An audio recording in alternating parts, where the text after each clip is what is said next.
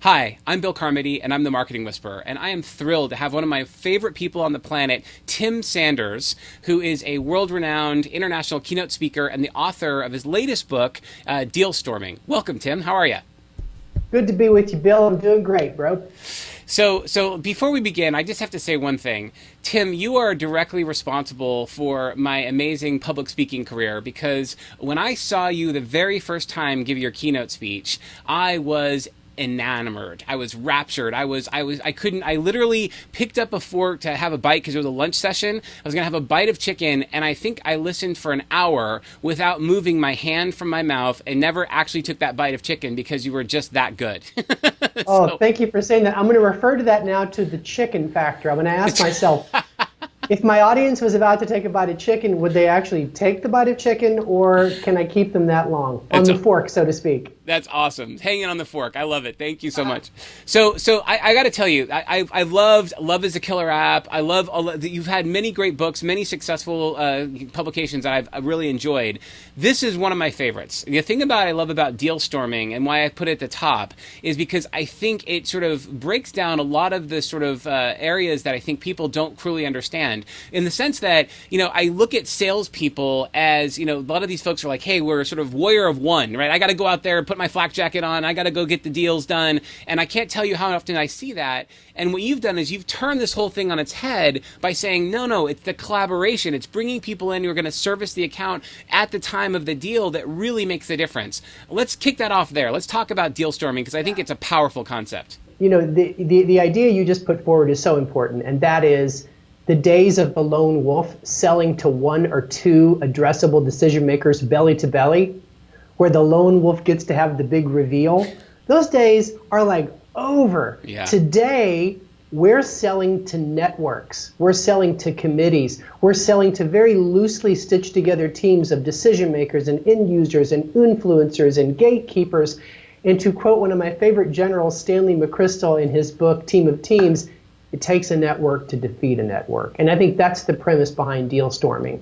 Deal storming is a process where you put together a team around a big sales challenge, and it's a diverse team based on who has a stake in the outcome or expertise about the problem.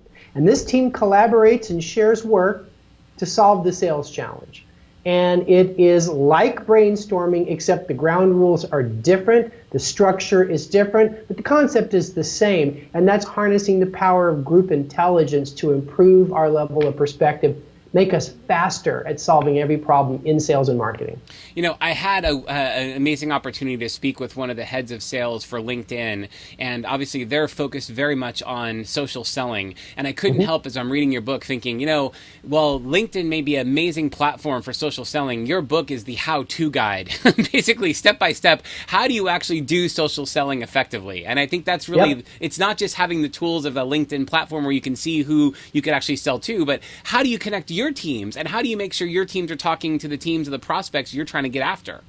That's right. LinkedIn's a great resource. I've been using it more and more, I've got to say. But let's talk a little bit about that. So when I think about the game of sales, especially in B2B, which I know a lot of you are involved in, think of it like a video game where you got to move through these 4 levels, right? So the first level is what you got to make contact. You got to make that first initial contact inside a company that gets you to some people that can give you enough intelligence to figure out if it's a product prospect fit, what their real need is, what the product selection should be. And you move to that second phase, I call it conceive, where you figure out what the deal looks like. You go through the third stage, if you will, of the game, it's convince. And then the final stage, the hardest one, is always the contract, right? So social selling is about hacking the first layer, the first stage, that's contact, right? So in the book, I talk about how you've got to assume this persona to be a creative person in sales and marketing, right? So whenever you face a sales challenge, one of these 3 personas will always save you: the hacker,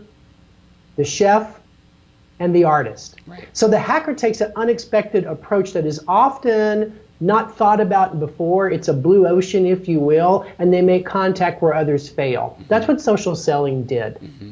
When you couldn't drop by anymore and set an appointment, when you couldn't call because no one answered their phone, when you couldn't email because you went in the spam filter, somehow you discovered that when I reach out to you in social and I like one of your comments, I share one of your posts, I interact with some of your stuff, then all of a sudden I can send you a LinkedIn message that you'll actually answer. And it's just a hack.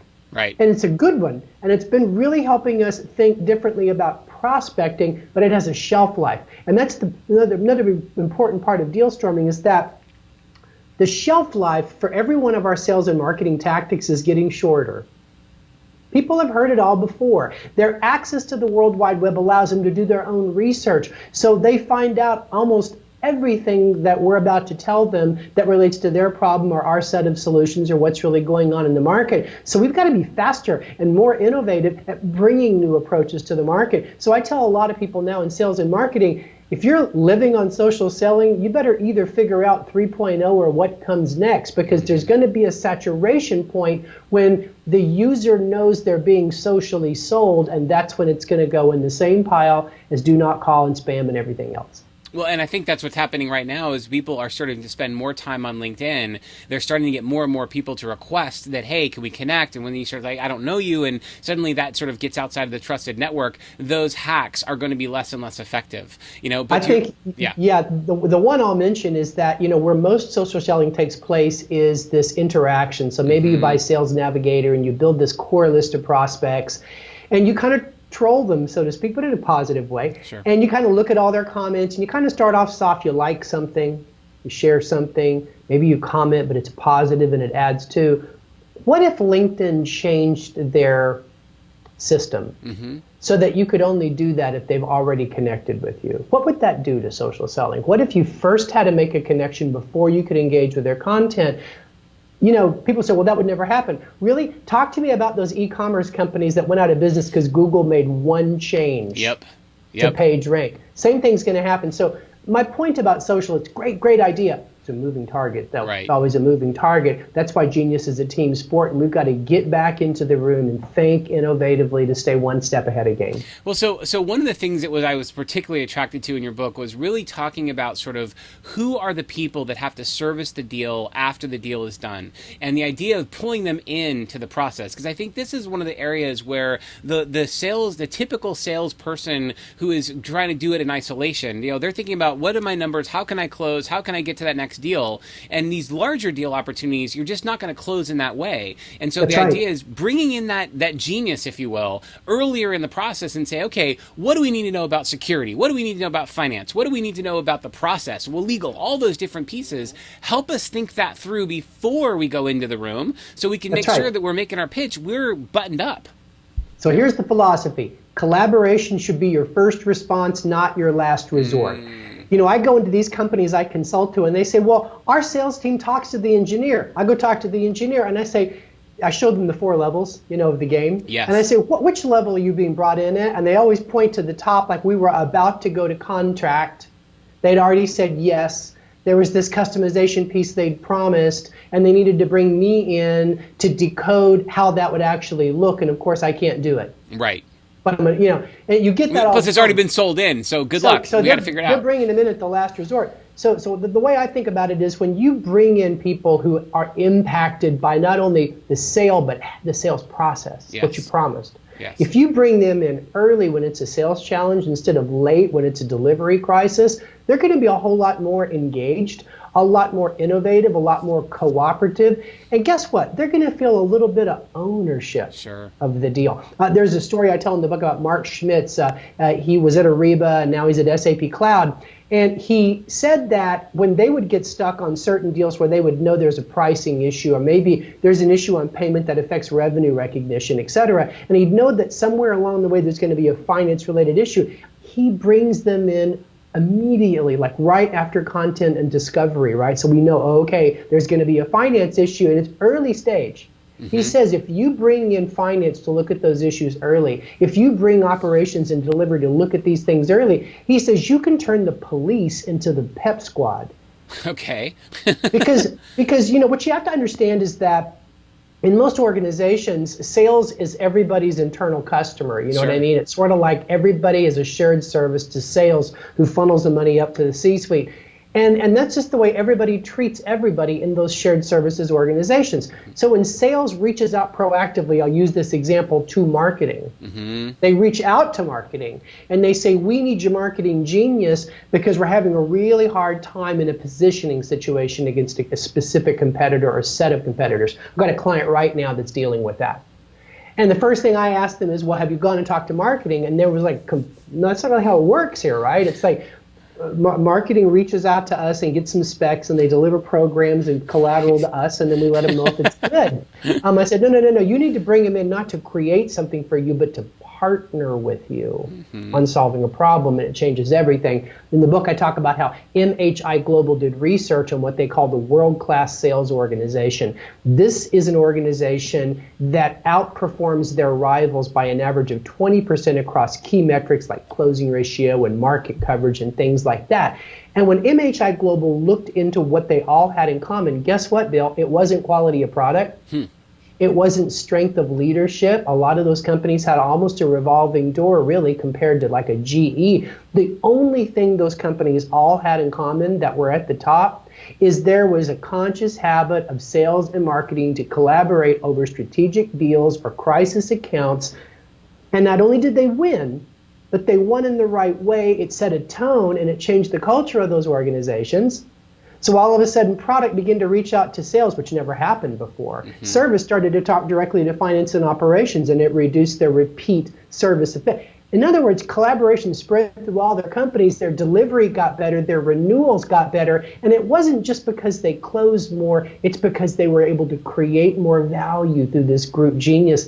And that's an amazing discovery, I made early on in researching this book, is that if we can figure out how to put the and in sales and marketing, then we are full force in the market. We're not just demand generation and lead capture on this side. It's really different. It's about thinking about two different perspectives, sometimes three, sometimes four, that you bring to bear on a situation, and you make startlingly breakthrough discoveries. Well, and I think most companies would agree with that, living in these silos is not effective or productive in the business. But I think what your book does is it really talks about what's the process of how you break them down. So, if you have a HR function and you think that there's a people-related issue on the project at hand, you bring them in early. If you think that there's a potential finance deal where, look, they might love our stuff, but they can't afford it. How do we make the financial terms different than what's in our contract? Or legally, we know that there's going to be an issue with this particular term in the contract going into it. What can we do proactively? All those things just means you are a true leader. Whatever, no matter what your title says, you're leading a team to ensure victory. And that is what a leader does, That's right. And you make a good point here, is that, you've got these silos in organizations, and they're just protective. That's why they're called silos. Right. As long as companies organize around budgets, there's a slight internal competition. Sure. And you really can't do much about that if you have budgets and you have limited resources, right? But you can build underground tunnels between the silos, and you do it one important project at a time, right? That's so great. My message to a lot of people in sales or to entrepreneurs is ask yourself, who has a stake in the outcome and the process? Who has a stake in what we promise, how we sell, and whether we win? You'd be surprised who has a stake in that, right? Yeah. A lot of people do. Finance might have a stake in arbitrage. Service and delivery has a huge stake in, service and delivery. Marketing might have a big stake in terms of their positioning work, their voice of the customer work, other strategic work they're doing. Operations might have a stake. For some of you that work with third parties like OEMs or publishing networks, for example, they have a huge stake, and we never tap them enough, and they're on the ready to help us succeed. So that's how you have to think when you get stuck in a big opportunity. Well, let's back up for a second. Sometimes, and I talk about this in the book, you know that you're in a complicated sales situation going in stage one. Right. So I talk about this company, Videology. Some of you might know Videology. They're very good at optimizing your video between online and offline. But anyway, they're a very complicated set of services run by a genius, and they're trying to sell Comcast, which is one of their investors. So they go into Comcast, and they know, okay, it's a bureaucracy. It's not digital first. Right. It uses a different set of metrics to measure video ad performance. All these things they knew going in politically, structurally, economically were highly complicated. So they didn't wait till they got stuck. They deal stormed from the get-go because it was a big opportunity where they pulled in and said, okay, who do we got to get? And so one of the things they figured out right away is that Comcast, being a not digital first company, was going to have a really hard time understanding what in the heck videology did. Right. So they kind of scratched their head and kind of hunted around thinking, who's the best at the company at explaining what we do? Well, really, at a small company like Videology, it's going to be the recruiter. Right. Yeah, that's right. The HR recruiter was the one they bring in. And he's like, oh, when I'm recruiting an engineer out of wherever, I explained that we're like a mall, right? And you got the publishers on one end, think about it as Macy's, and you've got, all the actual users on the other end, think of that as Neiman Marcus, and then everything in between, all these specialty stores are things like content design and publishing analysis, etc. And then there's a little food court with all the creative, and that's what Videology manages. That's awesome. HR as hero. The guy goes, that's great. So they create a visual of that when they go into the meeting with Comcast. Comcast is, what do you do? Instead of giving them some engineer speak, they kind of paint them a picture about how they kind of sit in between the publishers and the audience, and they manage all these different necessary services to optimize video. And that's a really neat example. I have another company that's much, much bigger, and when they were in a similar situation, they went to the investor relations group. And they said, when you talk to fund managers, what do you tell them about what we do? Because we got 16 strategic business units, and they don't all clearly seem to be connected. And they said they had a unique way. It was a company that was involved in industrial supplies, but they realized, oh, we help OEMs assemble things. Oh, wow, never thought of it that way. So you'd be surprised who is the expert inside your company, which is the second question you ask, about your problem. So find the stakeholders, identify an expert or two, and you've got a Dealstorm team. So let me ask you one last question here, because I think what's really interesting about Dealstorming is it's not just about marketing and sales and whatnot. There's also another aspect that I think entrepreneurs really like, which is even about funding. How do we get funded? What's the best way to get money, right? So same thing. I mean, when you think about going into a venture capital company or even an angel investor, you're moving through the same 4 stages. You got to get contact. You got to figure out what that term sheet might look like or what they're going to hook into that makes you strategic to their portfolio. You got to convince them that you got traction, that you're investable. And then you got to figure out the contract, right? It's the same game, and it's getting more complicated. VCs are much more sophisticated. The number of influencers and decision makers and standing board members is increasing exponentially. So you need to use the same process. And this Dealstorming method is just as good for fundraising. It's just as good for small businesses too. And this is the thing I learned, Bill, from doing a couple of gigs, say for architects and engineers, is that even though they're firms of 4 and 10, they're very collegiate. So they use conferences like SMPS to create these standing collaboration alliances. It says, okay, Judy in Baltimore, I'm Craig in Las Vegas, and if we ever get stuck in a disability project on design, we're going to reach out to you. But hey, if you ever get stuck on a marketing positioning thing with Hispanic market, you reach out to us because we're experts at that. And I see that sometimes the smaller companies can still stitch together pretty powerful teams, and that's a winning hand because they are naturally more agile than big companies. So when they get creative ideas, they don't have to get a lot of permissions to put them to work right away. Love it. Listen, Tim Stander. So, Tim, your book, Dealstorming, absolutely fantastic. I will tell you that if for anyone who wants to close more deals, it's not about sort of working harder and spending more hours as sort of your own silo. It's digging those underground tunnels, recruiting the team members that have the most to gain with the sales that you're working on, and absolutely use Dealstorming to effectively close more deals. I love it. Tthank you very much. And if you want to download a free chapter, it's called Sales Genius is a Team Sport. Just visit dealstorming.net/free. Dealstorming.net/free. Excellent. Tim, thank you so much for being on the program today. I really appreciate it. Thank you, Bill. My pleasure. Have a good day.